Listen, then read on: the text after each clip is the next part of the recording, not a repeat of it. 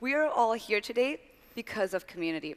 Partially because of my talk, but mostly because of the incredible community that Pioneers has built here. All of us benefit so much from community in a way we sometimes don't even fully realize. And as someone who, at this point, lives and breathes community every single day, I also know how hard it is to build community from scratch. And the reason it's oftentimes not as visible is that we only see the tip of the iceberg. And this is especially true in this social media-driven world. So what I'll do with you today is share some of the learning lessons that I had to learn the very, very hard way. So I'm going to make some of the stuff that's usually not as visible more visible. And to get you to a point where making community can be your secret weapon. How are we going to do this today? First, I'll give you some behind-the-scenes glimpses of how I built my community. Then I'll give you a few reasons to care about community. And lastly, a few actionable frameworks to build your own community. Let's start out with the behind the scenes. In case you're wondering, hi, I'm Gesche, and I started my career not as a community builder. I was an investor for 5 years at a hedge fund, then worked for a few venture-backed companies, and then started my first company from scratch. That's also when I became an accidental community builder. And many of you in this room can probably relate. Building a company from scratch is hard. You're doing so many things for the first time. Your friends and family judge you, sometimes rightfully so. You judge yourself. You don't even know where to begin. I was in a similar situation. And what did I do? I got brunch. I have to clarify. I got brunch with one other founder, and we talked through our work problems, and we supported each other. Soon enough, one founder became 2, became 5, became 10, and then several hundred. So I was doing this while I was working on my own company. And a lot of my friends asked me, like, why are you making this your full-time thing? And I told them, no way, it's a community, it's not a business. Lo and behold, a year later, the community had grown to several hundred women, actually. We went from offline events to online and from co-ed to women because we found oftentimes it was harder as women to find other women like us, and some of the issues we were facing were very specific. So there I was a year in, and the community was so big that I either had to stop working on it or go all in. And I had no clue what I was doing, but I went all in. So imagine this. I used to be an investor, and now suddenly I was, in essence, running a Facebook group as a living, except I wasn't making a living. It wasn't the easiest thing to figure out, but I knew I could not do it. I'm also proud to say that after 3 years, we've gone pretty far. Dreamers and Doers, our mission is to increase the number of successful ventures launched by women. What happens in society oftentimes is we take a traditional work construct or entrepreneurship that has been male-dominated. We try to put women into that, and we're so surprised that women aren't succeeding the same way men are. So we're changing the name of the game and changing the way how women succeed. I also have to add, even though we're female-focused, we're very pro-men. We very much encourage men to be part of the solution, but the community right now is focused on women. I like putting up this image to describe how communities work. So communities come in all shapes and sizes. They can be online, they can be offline, they can be in different platforms. Dreamers and Doers looks a lot like the carrot to the left. So we are not as visible from the outside, but from the inside, we're mighty. We've so far not spent anything on user acquisition or member acquisition, and everything has purely been word of mouth because what we've been able to build has resonated so much. Then there are other communities that might be very visible from the outside, and you might know some of them, that have millions and millions of followers, but maybe don't have as much interaction on the inside. And there is no right or wrong. What is important, though, is that you're intentional about when you build your communities, deciding how you want to build them and picking your platforms accordingly. Where are we now? Right now, we have pretty global recognition. We have members in the 5 digits. We just last month announced a really big partnership with Comcast, NBC Universal, and what I'm most proud of is we're profitable and we're having a big impact. Profitable means we're creating enough impact that members are willing to pay us a membership fee, and partnerships is also part of our business model. And what we're doing next is building out a platform that's going to be a lot more scalable, and is going to focus on leveraging of human capital versus fixed assets, what people usually assume with the sharing economy. As you can see, the little accident has grown up quite a bit. But if you're still not sure if you should care about community, I'll give you a few more reasons. Obviously, people benefit, but since this is a business conference, I'll focus on the business side. Increasingly so, communities are a way to monetize.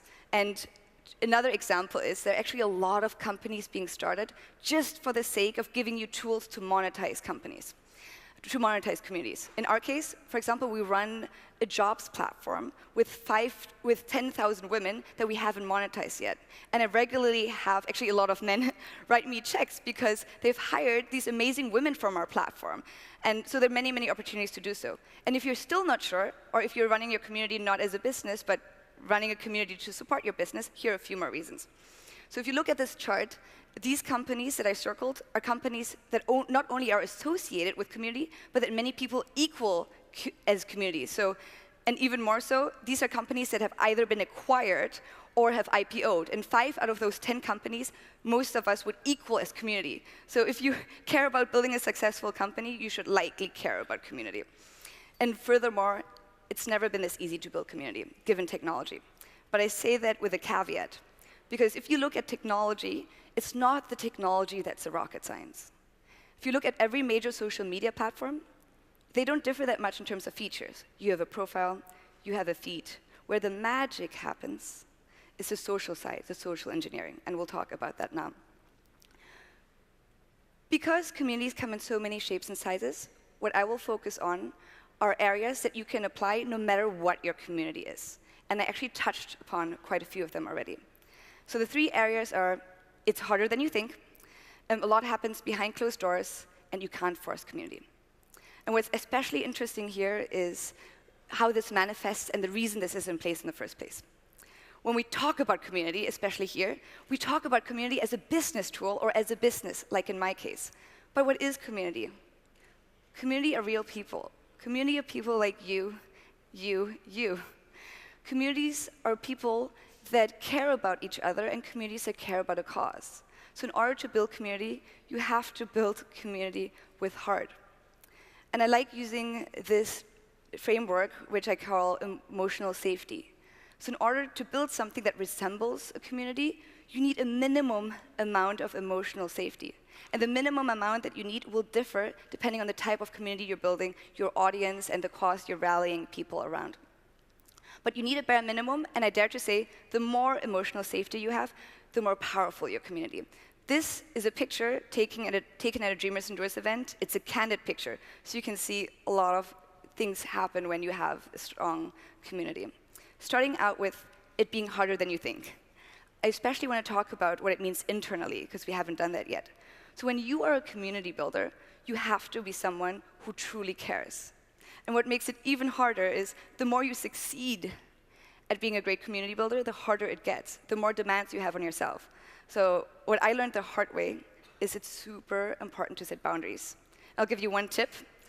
So when you are saying no to people, because so many people need your help, rather than feeling selfish, trying to reframe that and understanding that you have to optimize for the greatest good possible, right? So if you're saying no, you're probably not turning around and doing something evil like killing kittens or babies. I'm going to assume that's not what you're going to do. But you'll try to optimize for a way that you can spend your time to benefit the most people. So understanding that you need to benefit the most people possible is important and makes it more comfortable to say no. Then talking about behind closed doors. What makes communities so powerful? It's a connection of the individuals in the community to each other. And that's the difference between an audience and a community. In an audience, people, it's one to many. They might engage with the one leading individual that sends out content. In communities, they are so powerful because you create community leaders within your community. So in my case, there's so many details that happen that people don't know about. We're so careful with curation. In addition, it's my job to figure out which of our community members have the ability to contribute to the community above and beyond, and to give them the tools and empower them to do so. And those are things that people might not see. In addition, you can't force community. It's all about authenticity because it's about real humans. So as a community builder, thinking about, if I am my authentic self, am I the right fit to lead a community? Am I the right fit to lead this particular community? And to give you an example, people want real people. So in my end, I could go back to my community after this talk and say, hey, I spoke in Vienna, it was this dope castle, and I totally crushed it. Cool.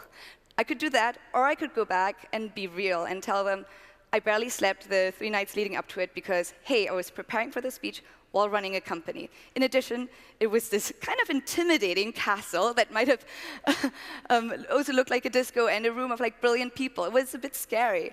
And you can guess which of the 2 versions will likely resonate the most.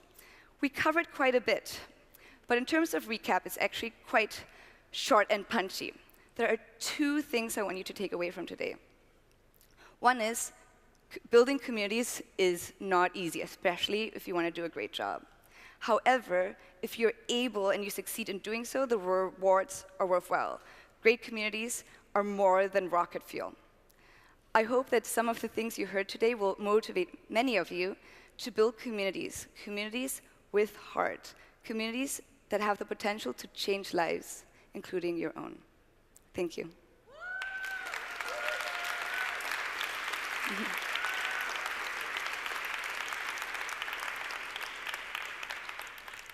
And I hope you build communities that you believe in so much that you know you have to scale them to bring them to many, many more people.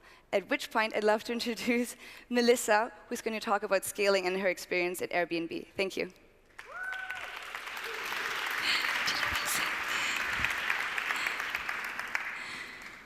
Hi, everyone. My name is Melissa. I work at Airbnb, which is a platform where you can book and list unique accommodations around the world. And as of very recently, you can also book experiences with locals. So Gesche talked about building a community from scratch. And now I'm going to be talking about building community from a bigger company perspective and scaling community. But before I get onto that, I want to take you back to 2012, when I had just moved to New York, and I didn't have any friends. But I had a passion, and that passion was the sharing economy. So I had met people through Twitter and through contacts of people when I did my thesis on the sharing economy, and I gathered them at a cafe in Union Square here. What I didn't know was that this was the start of me building a community, and I was an accidental community builder, just like Gesche. Fast forward a few months later, I started gathering more and more people who were passionate about the sharing economy movement together. And these turned into monthly events, and I called it Let's Collaborate, as there was so much collaboration happening at these meetups. And then to my great joy, I realized that what I was doing was actually a skill that employers would employ me for. So I was employed by Virgin Unite to help them build their community of change makers. This wasn't in the job description, but to my great surprise, part of the community building was on Necker Island, on Sir Richard Branson's private island. And then now I'm at Airbnb, where I started off working on their New York community, and then moved into a role helping them scale their offline community efforts, and now working on scaling their online community efforts. So, what is community? Well, our former head of hospitality, Chip Conley, he describes it as a group of people who have shared experiences, shared values, and a shared purpose. So, an example is Burning Man, where tens of thousands of people flock to the desert without any mobile phone reception and come together as a community to celebrate music and art and creativity. Raise your hand if you've been to Burning Man. I knew Smiley would his hand up. So those people that go to Burning Man, they know that there's 10 principles to abide by, and such as leaving no trace, not leaving rubbish behind, and gifting. And then here we have Harley-Davidson, where they have the Harley owners groups. They have chapters all around the world where their riders ride on Harley bikes together. So a wonderful shared experience that they can do together. And then at Airbnb, we have a host community. This is a picture from the Airbnb Open, which is a gathering for our community to learn hospitality tips and to connect with one another. So why build community around your brand? So at Airbnb, it's central to our mission, which is creating a world where anyone can belong anywhere. Has anyone stayed at an Airbnb? Raise your hand if you have. Oh, amazing. So those who have stayed at an Airbnb know the feeling of, just say, traveling to the other side of the world. Maybe you don't speak the language, maybe surroundings are really unfamiliar to you. But as soon as you step into a host's home, you feel welcomed. You feel like you belong. So this is what we're trying to achieve around the world, this feeling of belonging. And our community is central in helping us deliver that mission. It's so important that our CEO, Brian Chesky, actually added Head of Community to his title of CEO at the beginning of this year. You may also be thinking, well, what's the impact of building a community on my business? Well, it can lead to loyalty and retention of your members. It can lead to growth, such as for us hosts referring other people to become hosts. It can lead to improved quality. We have hosts helping each other become better hosts. You get product feedback. The better you know your customers, the better your product will be. Advocacy. We've had hosts stand with us at City Hall to advocate for fairer home sharing regulations. Reduce customer support costs. We have hosts helping each other, decreasing the need to call in our customer service line. And you also have awareness through word of mouth. So a lot of brands have a one-way relationship with their customers. So I used to be a marketer, and I used to promote soap, for example, through channels like TV and radio and billboards. What building a community does is it creates multiple sticky bonds of relationships between your members. And this is a huge competitive advantage for your brand and a powerful thing to have. Your competitors can copy your product, but they can't copy your community. So to get back on the topic of scale, to give you context, Airbnb has grown rapidly over the years. We're in over 65,000 cities, but it probably doesn't make sense to hire 65,000 community managers. So our former global head of community, Douglas Atkins, came up with the concept of the snowflake model at Airbnb to help us scale community. And this was inspired through tactics used in the Obama election to help him win the election. So here on the left, it's an illustration of how many people a community manager can reach if they build community themselves. On the right here, it's an illustration of what can happen when you empower your members in your community to help lead. So effectively scaling your community.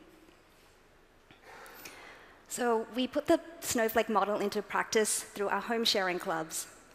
So our goal is to reach 1,000 of these home sharing clubs by 2018. Home sharing clubs are around the world, and it's where hosts connect together offline. They connect together to advocate for fairer home sharing regulations, to do local community service, to meet socially and to exchange hospitality tips. And then to scale online community, we have our community center, which is an online home for our hosts to connect together.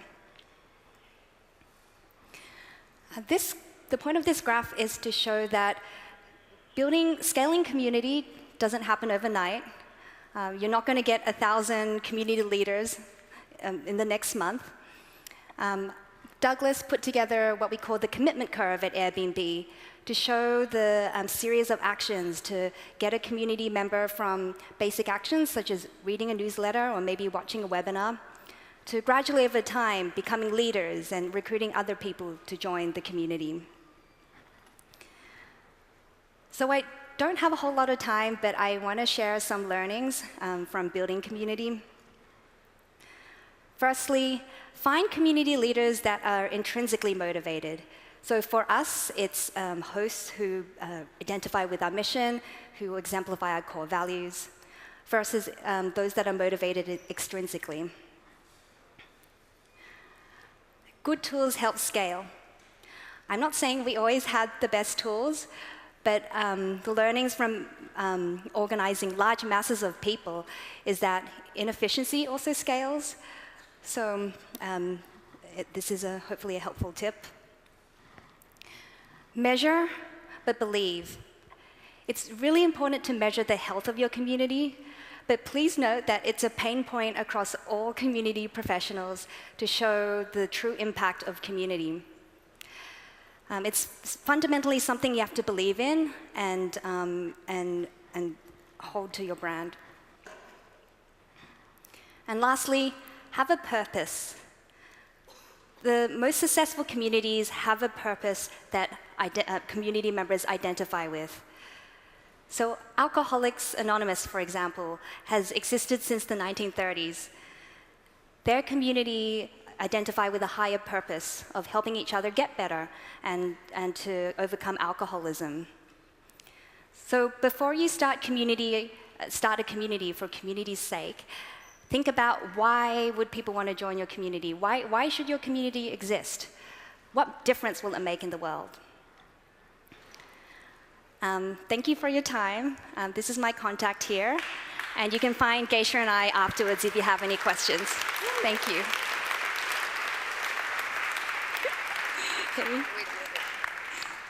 Thank you very much, Melissa and Gesche. We're running short on time, but I would have a suggestion.